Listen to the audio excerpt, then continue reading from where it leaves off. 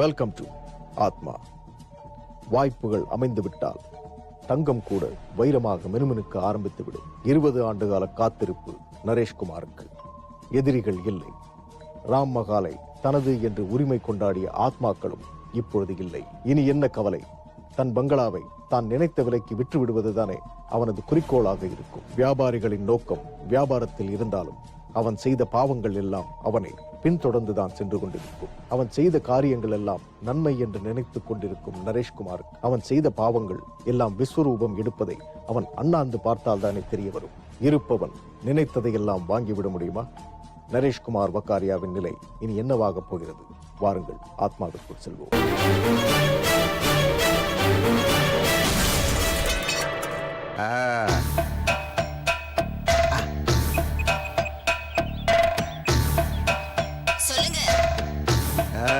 என்ன சவி, கேள்விப்பட்டியா? என்ன? என்கிட்ட 5 கோடிக்கு டீல் பேசி என்ன சீட்டிங் பண்ண பார்த்தாங்கல்ல, அந்த 4 பசங்களும் பாவம் கடிச்சு செத்து போட்டாங்க.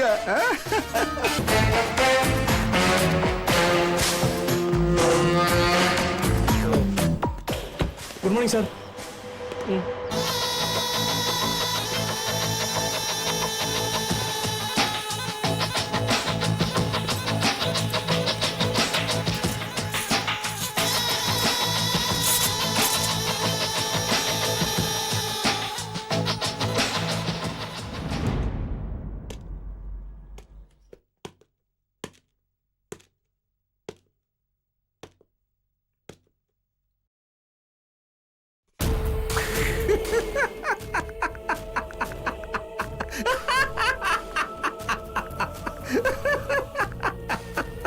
என்னடா, என்னைய வா, என்கிட்டயே வா. சின்ன பசங்க என்ன மிரட்டுறீங்களா? ஏய், இது என் சொத்துடா. எனக்கு மட்டும் சொந்தமானது. எவனோ வந்து என்னது என்னதுன்னா நான் விட்டுருவேனா? கொன்னுடுவேன். டமார் செத்துட்டீங்கல்ல. நான் டீல் பேசினா நீங்களா என்ன ஆவீங்க? என்ன ஆவீங்க?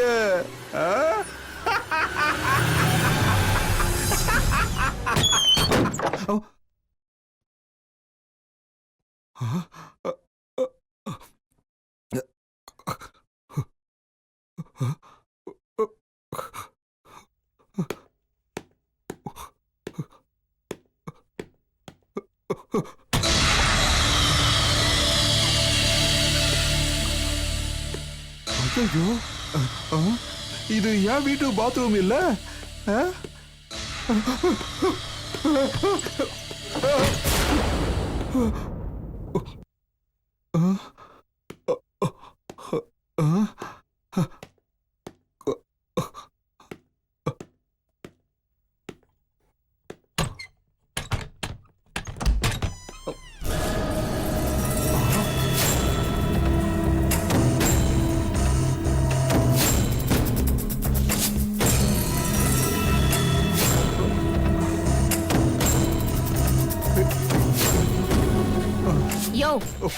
என்னையா பண்ற?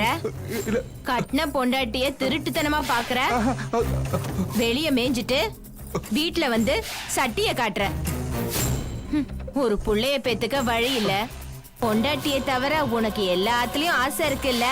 சம்பாரிச்ச பாதி பணத்தை பம்பாய்க்கு கொண்டு போய் ரொம்ப சிம்பிளா அப்படியே தூவிட்டு வர. நீ எல்லாம் ஒரு ஆம்பளை. போயா. என்ன இது?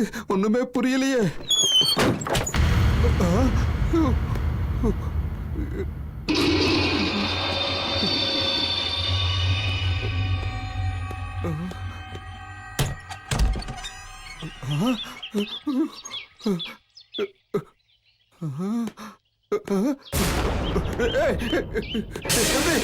இது எப்படி?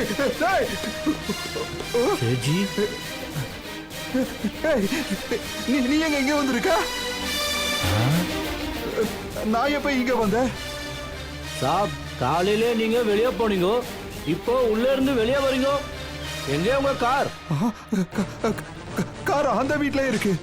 கார் அங்கே இருக்குது, நீங்க இங்கே இருக்கீங்க. எப்படி வந்தீங்க?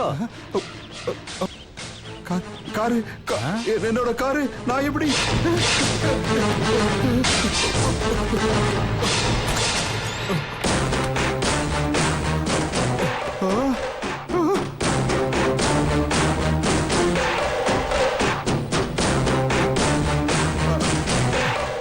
யார் இவங்கெல்லாம்?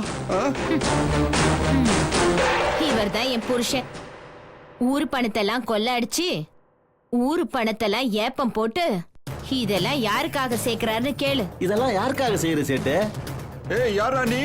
யாருன்னு சொன்னாதான் கேட்கறத சொல்லுவியா? உன் வீட்டில் உள்ள எல்லா டாக்குமெண்ட்டும் சவிதா என்கிட்ட கொடுத்துட்டா. என்னது? அந்த பங்களா டாக்குமெண்ட் மட்டும் என்கிட்ட கிடைக்கலன்னு வச்சுக்கோ. ஏய், யாரா நீ? என் பேரு மாணிக்கம். என் பேர்ல தான் ஏலம் எடுத்திருக்க நீ. ஞாபகம் இருக்கா உனக்கு?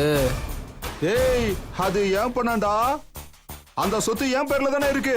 பணம் உன் பணம் தான். மாணிக்கம்ன்றது என் பேரு. அந்த பங்களா என் பேர்ல தான்டா இருக்கு. ஏய், நான் தான்டா உனக்கு காசு கொடுத்தேன். நான் செத்து கிடந்தப்போ என் கையில இருந்து டாக்குமெண்ட்டை புடுங்கி ரோட்ல தள்ளி விட்டு போனவன் தானே நீ? இங்க இருக்க 3 பேரும் ஒன்னால பாதிக்கப்பட்டவங்க. உன் உசுறு தான் உங்களுக்கு வேணுமா? நீ செத்துரு. நானாவது வேற கல்யாணம் பண்ணிக்கிட்டு புள்ள குட்டியோட சந்தோஷமா இருக்கேன். வேணாம் சவிதா குட்டி, நான் தப்பு பண்ணிட்டேன். என்ன மன்னிச்சிடுமா ப்ளீஸ். என்ன மன்னிச்சிடு, தயவு செஞ்சு என்ன மன்னிச்சிடுமா. அப்படி எல்லாம் நீ பேசாத. எத்தனையோ தடவை இந்த மாதிரி நீ பேசிட்ட. இனிமே நீ என்ன சொன்னாலும் நான் நம்ப மாட்டேன். சவிதா, என் கண்ணில்ல என் செல்ல பொண்டாட்டி அப்படி எல்லாம் சொல்லக்கூடாதுமா. நீ என் செல்லோண்டி.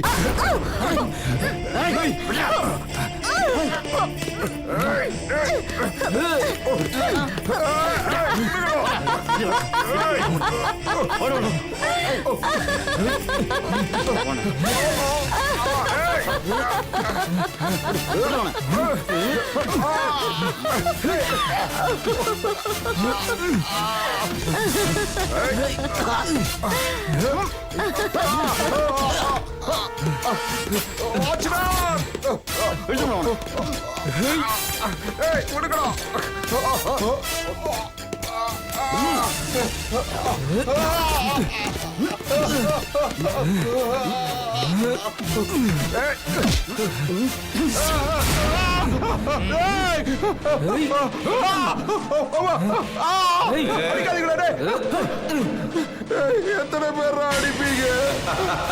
நீங்களே யாரா? அப்ப செத்த 5 பேரா? இப்ப செத்த 4 பேரா? சொல்லுங்கடா. அடிக்காதீங்கடா.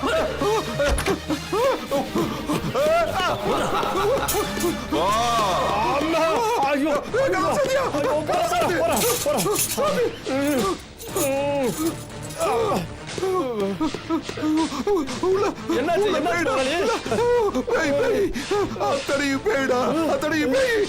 பைத்தியம் பிடிக்க வைக்குதுடா. வேண்டாடா, இந்த பங்களா வேண்டாடா. இந்த பங்களாவே வேண்டாடா. வேண்டாம். ஐயோ,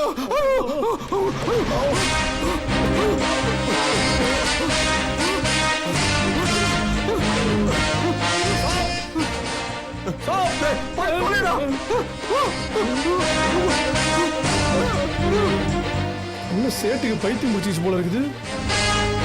தாறுமாறா வாங்கியிருப்பார் போல இருக்கு. பைத்தியம் முடிச்ச மாதிரி போறா. முதலாளி இல்ல, நிறைய கொடுத்துருக்கோம். தப்புச்சோண்டா நாம. இறைவா, ஐயோ அப்பா, டைம் ஆகி போச்சு. அம்மா அம்மா, 6 மணி ஆயிடுச்சுமா, நான் கிளம்புறேம்மா. ஐயோ,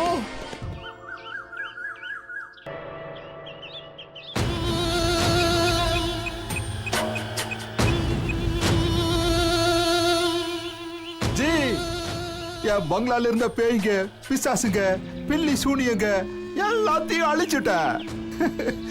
இப்ப வீடு பழிக்கு மாதிரி சுத்தமா இருக்கு. வாங்க, டீல் பேசுங்க, வாங்கிட்டு போய்கிட்டே இருங்க. வாங்க வாங்க ஜி, வாங்க. நைட்டு பார்ட்டி வச்சிடலாம், ஒரு cocktail party. Cheers! Cheers! Yes Cheers! Cheers! கடைசியில எங்களையே சாவடிச்சு ஆவியாக்கிட்டியாடா. ஒரு பேய் 10,000 பேய் இருந்தா எப்படி?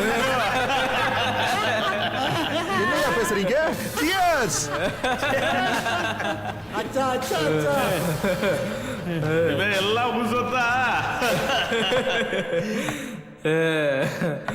உங்களை என்ன நினைச்சு கூப்பிட்டா இப்படி கடுப்படிக்கிறீங்களாடா? வாங்க வாங்க போலாம் வாங்க. நீ போ நீ போ போ. ஏய், என்ன என்னாச்சு உங்களுக்கு? பிடிச்ச வெளியே தள்ளுங்க. அவளை போட்டு தரலாமா? அவனை போட்டுறணும் அவனை. உன் பங்களாவில் இருக்கிற ஆவியை சமாதானம் செய்ய அவங்கள பலி கொடுத்து ஏண்டா டேய், என்னடா ஆச்சு உங்களுக்கு எல்லாம்? என்னடா ஜென்ஸ் நீயாவது சொல்றா? காழ போகும்போது பாம்பு கொண்டல. நரேஷ்குமார் வக்காரியா பாவம், அன்பை எப்படி பரிமாறுவது என்று அவனுக்கு யாரும் கற்றுக் கொடுக்கவில்லை. அவன் விதைத்தது முள்மரம். முள்மரத்தில் மலர்களா மலரும்? எந்த ஒரு வினைக்கும் ஒரு எதிர்வினை உண்டு. சேட்டு அதை அறுவடை செய்ய போகிறான். அவன் விதைத்த விதை இன்று விஸ்வரூபம் எடுத்து முளைத்துக் கொண்டிருக்கிறது. நல்ல மனிதனுக்கு ஒரு நல்ல நண்பன் கிடைத்தால் அந்த நட்பு இறக்கும் வரை தொடரும். நட்பு ஒரு கண்ணாடி, சமூகம் ஒரு கண்ணாடி. நாம் சிரிக்கும் போது பிம்பங்களாக இந்த சமூகம், உற்றார், உறவினர்கள் அனைவரும் சிரிப்பார்கள். ஏன், அன்பு காட்டுங்கள், ஐந்தறிவு மிருகங்களும் நேசிக்கும். ஆனால் நேசிப்பது எப்படி என்பதை மனிதன் மட்டும் மறந்து போய்விட்டான். சேட் நரேஷ் வக்காரியாவின் அடுத்த நடவடிக்கைகள் என்ன என்பதை பார்க்கலாம் வாருங்கள். இது ஏன் சொத்துதான், இது ஏன் பங்களா. என்ன உங்க சொத்தா? அட யாரா நீங்களா? டேய், டேய், டேய். இது உன் சொத்தா? ஆமாடா, நல்லா சொல்லு, இது உன் சொத்தா? என் சொத்துதான் இது. உங்ககிட்ட கடன் வாங்கினவங்களை ஏமாத்தி கொன்னல்ல, அந்த சொத்து தானே இது? பாவத்தை சம்பாதிச்சியாடா.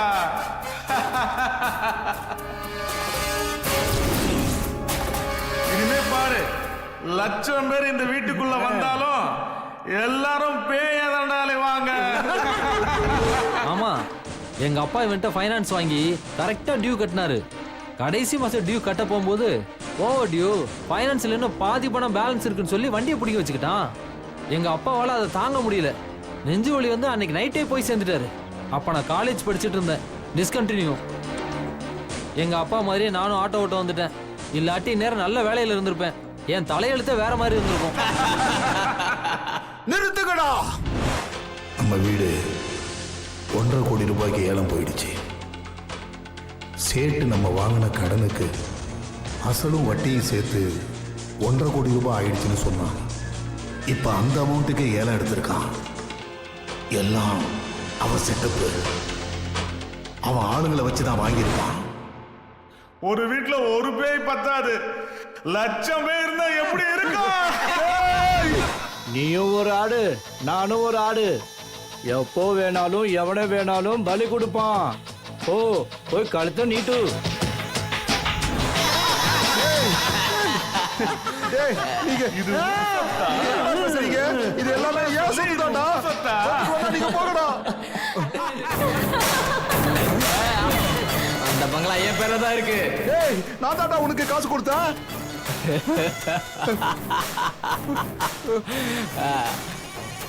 என் கையில இருந்து டாக்குமெண்ட்டை புடுங்கி ரோட்ல தள்ளி விட்டு போனவன் தானே நீ?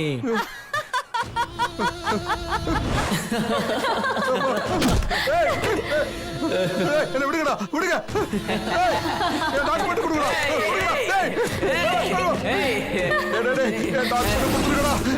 கொடுங்கடா, அப்பா. என் டாக்குமெண்ட். ஏன்டா இப்படி பண்றீங்க? டேய், கொடுங்கடா.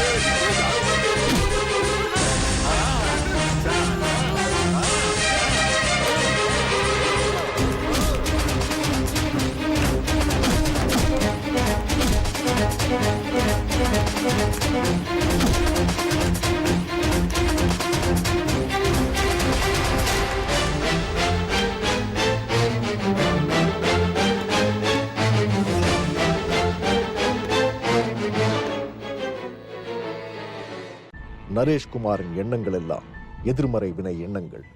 அவனுக்கு தெரிந்ததெல்லாம் பணம், பணம், பணம். அதைத் தவிர வேற எதுவும் தெரியவில்லை. கட்டிய மனைவிக்கு பிள்ளை வரம் கிட்டவில்லை. அவள் என்ன செய்வாள்? நேசித்த நண்பர்களிடம் அன்பை விதைக்கவில்லை. தன்னிலை மறந்த அவர்கள் என்ன சொல்லிவிடப் போகிறார்கள்? தன் இடத்தில் இருக்கும் ஆத்மாக்களை களையெடுக்க வந்தவர்களை வெடி வைத்து தகர்த்தியவனுக்கு என்ன தண்டனை கொடுத்தால் சரியாக இருக்கும்? இருக்கு, ஆனால் இல்லை. எப்படிப்பட்ட சொல்! கோடி கோடியாய் பணம் கொட்டி கிடப்பினும் சேட் நரேஷ் வக்காரியாவுக்கு அது பயன்பட போவதில்லை. சிங்கிள் டீக்கு பிச்சை எடுக்க அவன் கையேந்தி விட்டான். என்றோ ஒரு நாள் யாருக்காவது அவன் உதவி செய்திருந்தால் இன்று இந்த வாழ்க்கை அவனுக்கு இல்லாமல் போயிருக்கும். இன்னும் அவனை யாரும் அடிக்க ஆரம்பிக்கவில்லை. இனி அவனது வாழ்க்கை எப்படி இருக்கப் போகிறது? வாருங்கள் பார்க்கலாம்.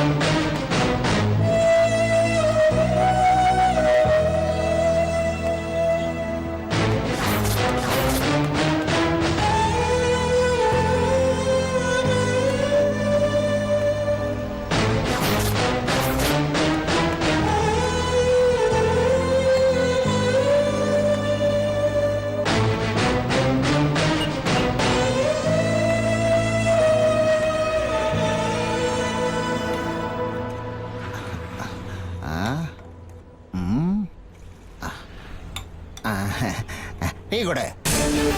டீயா? துட்டு வச்சிருக்கியா? டீ கொடு. துட்டு வச்சிருக்கியா? டீ கொடு. ஏய், சொல்றது புரியுதா? துட்டு இருக்கா இல்ல இல்லையா? இல்ல, துட்டு என்கிட்ட இல்ல. துட்டு இல்லைன்னா போயிட்டே இரு. டீ கொடு. போறியா இல்லையா நீ? டீ தரமாட்டியா? துட்டு கொடு. துட்டு. துட்டுலாம் இல்ல, போ. துட்டு குடியா? துட்டு கொடு. துட்டு வேணுமா? டீ அவரு டீ வேணுமா? கொடுப்பாரு, நீ துட்டு கொடு. துட்டு வேணுமா? டீ வேணுமா? நீ துட்டு கொடு, அவரு டீ கொடுப்பாரு. துட்டு வேணுமா? டீ வேணுமா? அட நீ துட்டு கொடுப்பா. ஏய், நான் போ, போறேன். போ, நீ போ. போயா? கிளம்பு. நீ போ. என்ன போ சொல்ற? நீ போ. போடா.